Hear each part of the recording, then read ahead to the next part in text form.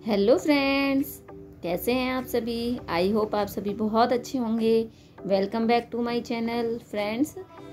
हमारा भूगोल की हमने जो सीरीज़ स्टार्ट की हुई है, हम उस सीरीज़ को आगे करते हुए उसमें हम एक नया टॉपिक जोड़ने जा रहे हैं आज।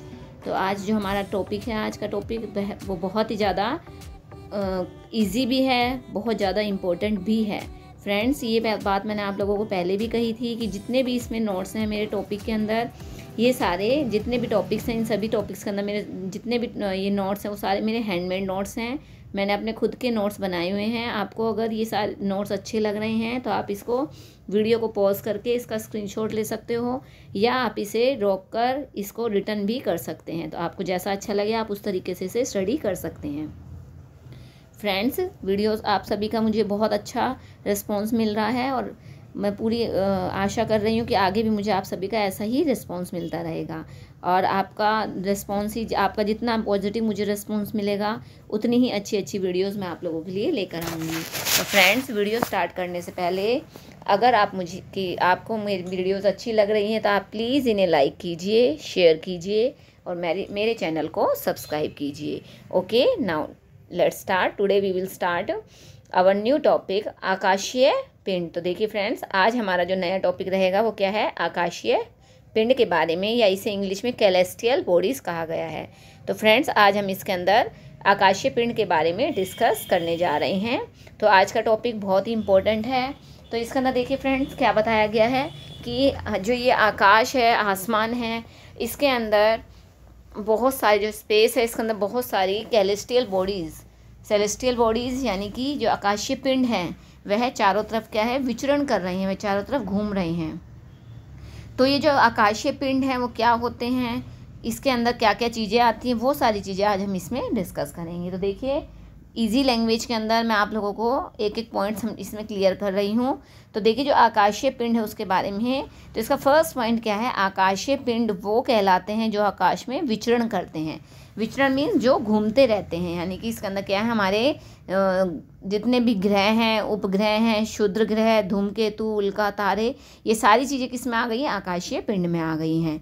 इसके अंतर्गत देखिए क्या क्या चीज़ें आती हैं, आकाशगंगा, निहारिका, तारामंडल, तारे, धूमकेतु, उल्का, क्षुद्र ग्रह, उपग्रह, ये सारी चीज़ें किसमें, आकाशीय पिंड के अंतर्गत आती हैं। तो देखिए, आज हम इसके अंदर जितने भी ये टॉपिक्स हम इन सभी के बारे में एक एक करके डिस्कस कर रहे हैं। तो आज की वीडियो के अंदर हम आकाशगंगा, जो हमारा फर्स्ट इसके अंदर है टॉपिक आकाशगंगा, तो हम आकाशगंगा के बारे में आज हम इसके अंदर डिस्कस करने जा रहे हैं। तो देखिए फ्रेंड्स, इसमें आकाशगंगा, तो देखिए आकाशगंगा क्या है, आकाशगंगा या इसे मंदाकिनी भी कहा गया है। तो देखिए, यह तारों का एक विशाल पुंज होता है, इसके केंद्र को वल्ज कहा जाता है।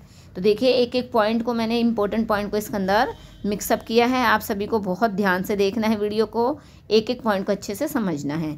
तो देखिए, इसके अंदर एक तो वर्ड आ रहा है पुंज, जो मैंने इनको सर्कल किया है, एक वर्ड आ रहा है बल्ज। अब देखिए ये क्या है, तारों का एक विशाल पुंज होता है ग्रुप या पूरा एक गुच्छा, तो जहाँ पर बहुत सारे तारे इकट्ठे होते हैं। तो तारों का एक विशाल पुंज होता है जो आकाशगंगा होता है, और इसके केंद्र को, यानी कि इसका जो सेंटर होता है, केंद्र बिंदु होता है, उसे किस नाम से जाना जाता है, वल्ज। इसे वल्ज के नाम से जाना जाता है। ओके, ये इंपॉर्टेंट पॉइंट है बेटा। नेक्स्ट पॉइंट, इसमें लगभग 10⁻22 तारे पाए जाते हैं। अब देखिए, एक आकाशगंगा के अंदर कितने सारे तारे होते हैं, 10⁻22 मीन्स 10 को हम 22 टाइम्स क्या करेंगे, मल्टीप्लाई करेंगे ऐसे करके। तो इसको मल्टीप्लाई करके लास्ट में जो हमारा आंसर निकलेगा, उतने तारे एक आकाशगंगा के अंदर पाए जाते हैं। यानी कि इसका क्या होता है, बहुत विशाल पुंज होता है। नेक्स्ट है, ब्रह्मांड में लगभग 10,000 मिलियन 10⁻10 आकाशगंगाएँ हैं। ये भी देखिए बहुत इंपॉर्टेंट पॉइंट है। पूरे ब्रह्मांड के अंदर, पूरे स्पेस के अंदर 10,000 मिलियन 10⁻10 क्या है, आकाशगंगाएँ हैं।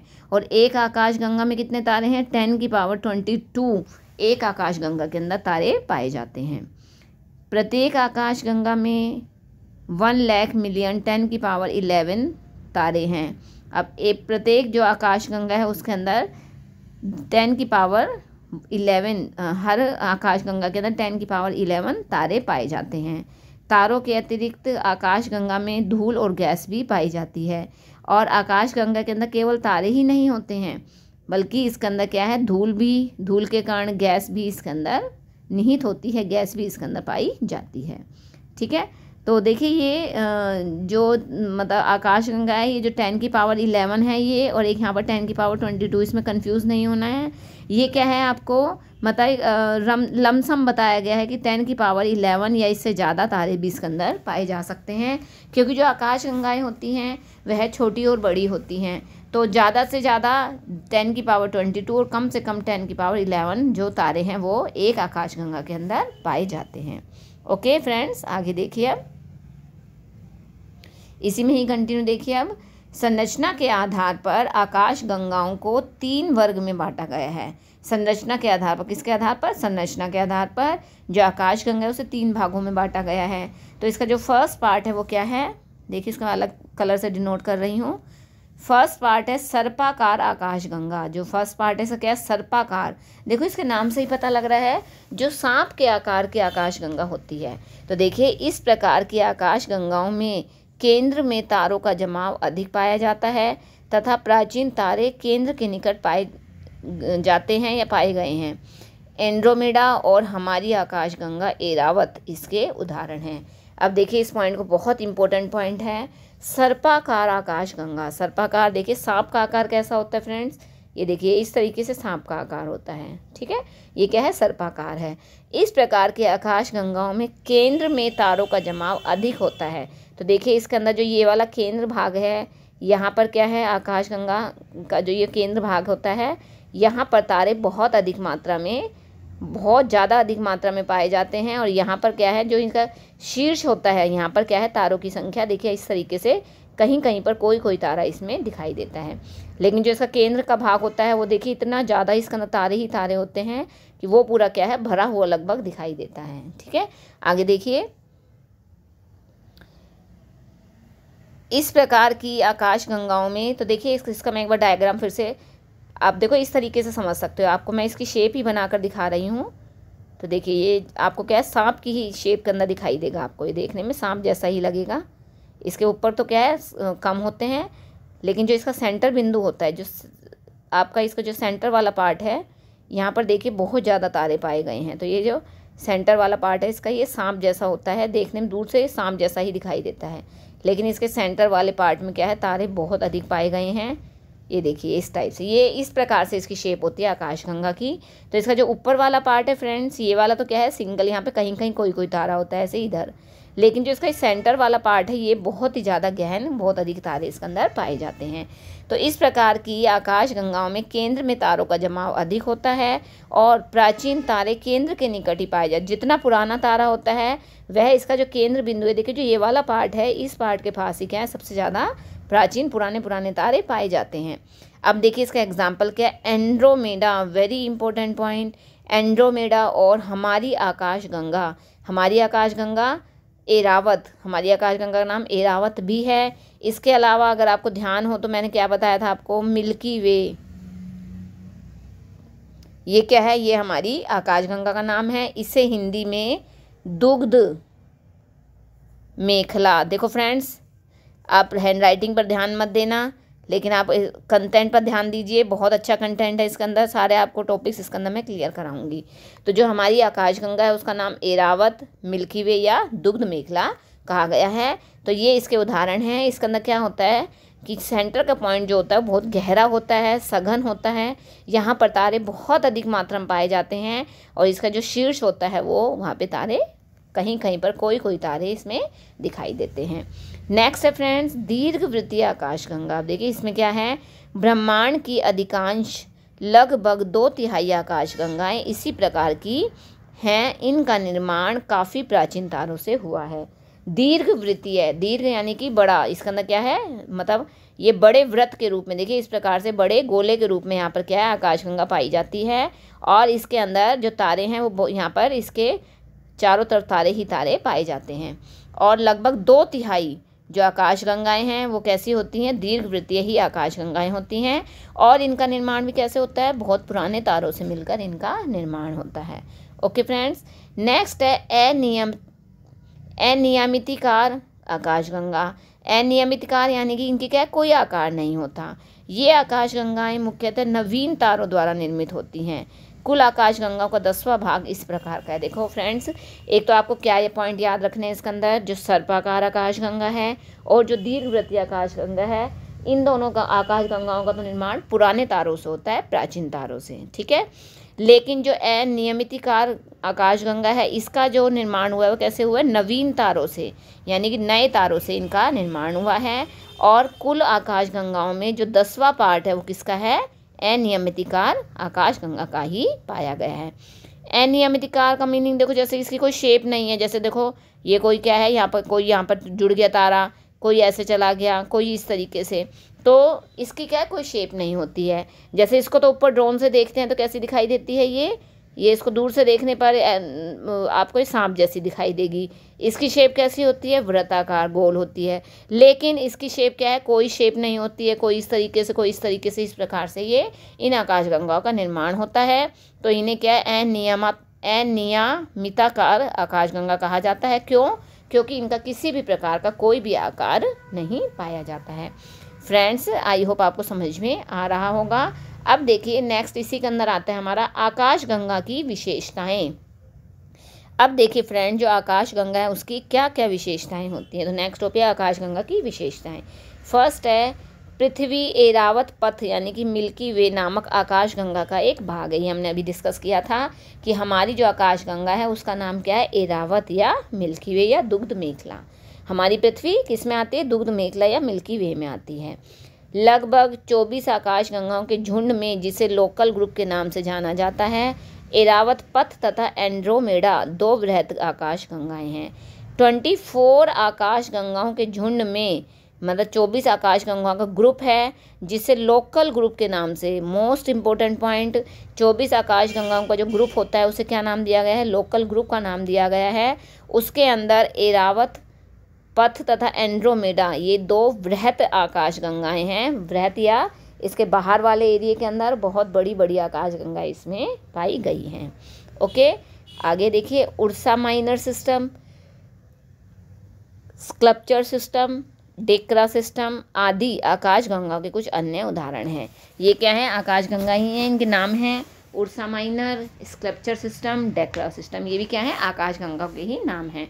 जैसे कई बार एग्जामिनर क्या पूछ लेता है, जो उर्सा माइनर सिस्टम है ये किस चीज़ से संबंधित है, तो आपको नीचे 4 अलग अलग ऑप्शन दे देगा। तारों से संबंधित है, उपग्रह से, ग्रह से या आकाशगंगा से। तो आपको क्या पता होना चाहिए, ये तीनों किससे हैं, आकाशगंगा से ही रिलेटेड हैं। ओके, आगे देखिए हमारी आकाशगंगा एरावत पथ के 2 निकटतम आकाशगंगा हैं, बृहत मैग्नेलिक मेघ तथा लघु मैग्नेलिक मेघ। यानी कि जो हमारी एक आकाशगंगा एरावत पथ है, इसके पास क्या है, 2 आकाशगंगाएं पाई गई हैं। तो एक का नाम क्या है, बृहत मेगेलेनिक मेघ यानी बादल तथा लघु मेगेलेनिक मेघ के नाम से इन्हें जाना गया है। आगे है जो आकाशीय पिंड होते हैं वो क्या होते हैं, हमेशा गति करते रहते हैं, कभी रुकते नहीं हैं, हमेशा मूव करते हैं। आकाशीय पिंड ठोस होते हैं, द्रव और गैस तीनों से मिलकर इनका निर्माण होता है। जो आकाशीय पिंड होते हैं उसके अंदर ठोस भी होता है, द्रव भी और गैस भी पाई जाती है। आकाशीय पिंड छोटे और बड़े हो सकते हैं। जो जितने भी आकाशीय पिंड हैं वो क्या है, छोटे होते हैं और गर्म तथा ठंडे और तेज गति वाले और धीमी गति वाले भी होते हैं। जो आकाशीय पिंड होते हैं देखिए इनकी विशेषताएं, बड़े भी होते हैं, छोटे भी होते हैं, गर्म भी होते हैं, ठंडे भी होते हैं, तेज गति वाले भी होते हैं और धीमी गति वाले भी आकाशीय पिंड पाए जाते हैं। तो ये आकाशीय पिंड की विशेषता है। आकाशीय पिंड निश्चित मार्ग पर नहीं घूमते। ये देखो, ये थोड़ी सी उसकी मिस्टेक आई है, ये टाइपिंग मिस्टेक है, पे नहीं आएगा पर आएगा यहाँ पर। आकाशीय पिंड निश्चित मार्ग पर नहीं घूमते, यानी कि क्या, ये हमेशा अपना मार्ग परिवर्तित करते रहते हैं, कभी भी एक मार्ग पर नहीं घूमते हैं ये। आकाशीय पिंड प्रकाशवान और प्रकाशहीन भी होते हैं। प्रकाशवान भी होते हैं, कुछ आकाशीय पिंडों का अपना प्रकाश होता है, कुछ आकाशीय पिंडों का अपना प्रकाश नहीं होता है। ये सूर्य से प्रकाश प्राप्त करते हैं। गुरुत्वाकर्षण शक्ति के कारण प्रत्येक पिंड अपने स्थान पर टिका हुआ है। गुरुत्वाकर्षण शक्ति यानी कि जो हमारी पृथ्वी के अंदर क्या है, ग्रेविटी है, तो उस ग्रेविटी की वजह से क्या है, जितने भी पिंड है वो अपने मतलब स्थान पर ही टिके हुए हैं। अंतरिक्ष में हमेशा अंधेरा रहता है। जो अंतरिक्ष है, स्पेस है, वहाँ पर क्या हमेशा काला काला अंधेरा दिखाई देता है। अंतरिक्ष का विस्तार अनंत है। जो अंतरिक्ष है वो क्या है, अनंत है, उसका कोई मतलब ख़त्म नहीं होता है। उस जहाँ तक दूर दूर तक आपकी नज़र जाएगी आपको चारों तरफ अंतरिक्ष ही अंतरिक्ष दिखाई देगा। आकाशीय पिंड गुरुत्वाकर्षण शक्ति के कारण शून्य में लटके हुए हैं। जितने भी आकाशीय पिंड हैं वह क्या है, गुरुत्वाकर्षण शक्ति के कारण बीच में, यानी क्या है, वो ना तो ऊपर जा रहे हैं और ना ही नीचे आ रहे हैं।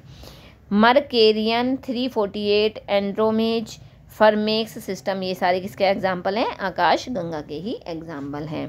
ब्रह्मांड की उत्पत्ति के संबंध में थॉमस गोल्ड तथा हरमन बावड़ी द्वारा संभावस्था सिद्धांत को दिया गया था और डॉक्टर एलन संडेड ने दोलन सिद्धांत दिया था। किसके संबंध में, ब्रह्मांड की जो उत्पत्ति है वो किस प्रकार से हुई है, तो इस चीज़ों के बारे में जो अलग अलग क्या है सिद्धांत दिए गए थे, तो उसके अंदर ये सिद्धांत भी बहुत इम्पोर्टेंट है, बहुत मायने रखते हैं। तो फ्रेंड्स, ये एक छोटा सा टॉपिक मैं आप लोगों के लिए लेकर आई थी। आई होप फ्रेंड्स आपको समझ में आया होगा। बहुत इंपॉर्टेंट टॉपिक भी है, इसको ध्यान से देखना है, आपको कोई भी पॉइंट इसका स्किप नहीं करना है। फिर भी अगर मैंने वैसे बहुत इजी लैंग्वेज यूज़ की है, फिर भी अगर आपको किसी भी पॉइंट में कोई भी दिक्कत आती है तो आप मुझसे कमेंट बॉक्स में लिखकर उसे ज़रूर डिस्कस करोगे। और आप सभी का मुझे बहुत प्यार मिल रहा है, बहुत आपके अच्छे आपके बहुत सारी अच्छी शेयरिंग आ रही है, लाइक्स आ रहे हैं। तो आई होप फ्रेंड्स मुझे आगे भी आपका ऐसे ही प्यार मिलता रहेगा, ताकि मैं और ज़्यादा मोटिवेट हूँ और आप लोगों के लिए और अच्छी अच्छी वीडियोस लेकर आ सकूँ। Okay, thank you friends, have a nice day, bye bye.